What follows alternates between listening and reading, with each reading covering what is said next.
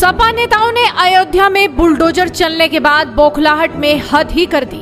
पीड़िता को लेकर न जाने क्या क्या बयान दे डाले कि हर कोई हैरान है, क्योंकि सवाल तो ये है कि आखिर विपक्ष क्यों परेशान है। गलत किसी ने किया तो सजा तो मिलेगी, तो ये किस बात की मचा रहे हाय दुहाई है। आखिर क्यों पार्टी में आरोपी को अभी तक सजा कर रखा हुआ है, ये सवाल हर कोई पूछ रहा है। दरअसल अयोध्या लोकसभा से समाजवादी पार्टी की जीत के साथ उभार हुआ तो इसकी चर्चा देश ही नहीं दुनिया में हुई। बीजेपी अयोध्या विधानसभा सीट पर जीती थी, लेकिन अन्य 4 विधानसभा से हार गई थी। इस चुनाव को अभी 2 ही महीने हुए और लोकसभा से सपा की जीत के जश्न पर ग्रहण लग गया। समाजवादी पार्टी जिस अयोध्या सीट से जीत कर उठी थी, उसी अयोध्या में फंसती नजर आ रही है। अयोध्या के भदरसा में पिछड़ी जाति की 12 साल की किशोरी से गैंगरेप के मामले को लेकर अयोध्या में सियासत तेज हो गई है। मुख्य आरोपी के तौर पर भदरसा से सपा के नगर अध्यक्ष मोहित खान के जेल जाने के बाद से विपक्ष खामोश है, तो वहीं सत्ता पक्ष हमलावर हो गया है। अवधेश प्रसाद की जीत के बाद इंडिया गठबंधन ने पूरे देश में जश्न मनाया था, उन्हें हीरो की तरह दिखाया था, यहाँ तक कि उन्हें अयोध्या का राजा तक बता दिया गया। लेकिन एक घटना ने पूरा समीकरण ही पलट दिया। मुख्यमंत्री योगी आदित्यनाथ की पीड़िता की मां से मुलाकात करने के बाद अयोध्या की राजनीतिक पृष्ठभूमि बदल चुकी है। 2 महीने से जीत का जश्न मना रही सपा अपनों की वजह से कटघरे में है। सियासत की इस कहानी में तड़का बुलडोजर का भी लग गया और तालाब और दलितों की जमीन पर अवैध कब्जा कर खड़े किए गए मोहित खान के साम्राज्य पर बुलडोजर भी चल गया। इसी बुलडोजर के बाद से समाजवादी पार्टी बौखलाई हुई है।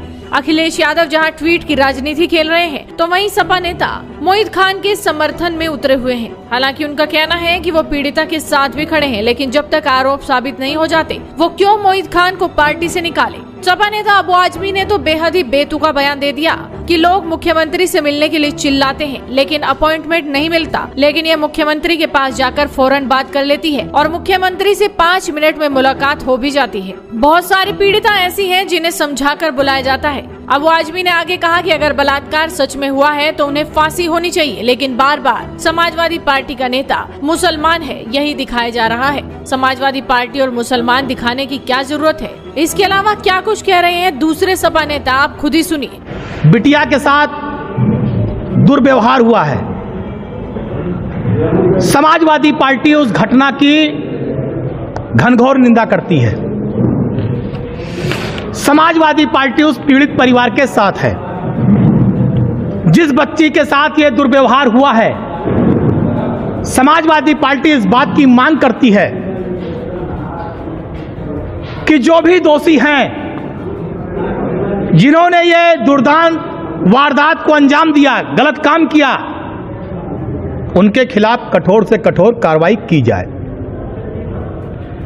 लेकिन कार्रवाई की आड़ में भारतीय जनता पार्टी के इशारे पर, भारतीय जनता पार्टी की सरकार के इशारे पर केवल यादव और मुस्लिम लोगों को न फंसाया जाए। भारतीय जनता पार्टी कभी भदरसा का चुनाव नगर पालिका का नहीं जीत पाई। अयोध्या में लोकसभा का चुनाव हार गए। तो इस खींच को मिटाने के लिए समाजवादी पार्टी के हमारे नेताओं का उत्पीड़न न किया जाए, उन पर फर्जी मुकदमे न दर्ज किए जाए, इस बात की समाजवादी पार्टी मांग कर रही है। जांच ना अखिलेश जी कराएंगे, वो कोई इन्वेस्टिगेटिव एजेंसी नहीं है उनके पास। हम तो कह रहे हैं कि बिल्कुल प्योर ईमानदारी से जांच हो जाए। अगर ये आदमी अपराधी है तो फांसी चढ़ा दे, हम कब मना कर रहे हैं, लेकिन सियासत ना करें इसके ऊपर। डीएनए टेस्ट कराने में परेशानी क्या है? अब तो बहुत जल्दी रिजल्ट आ जाता है। डीएनए टेस्ट करा दिए, देश देख लेगा, लेकिन इनकी कलई खुल जाएगी, ये परेशानी है। देखिए सर, हम भी जो वाकई अपराधी है उसको सख्त से सख्त सजा मिलनी चाहिए, हम भी मानते हैं इस बात। लेकिन अगर किसी बेगुनाह को फंसाया जा रहा है या अगर डीएनए टेस्ट की बात हो रही है, तो इसमें हाय तौबा करने की जरूरत क्या है? यह भी तो एक इन्वेस्टिगेशन का तरीका है और बड़ा 100% सही तरीका है।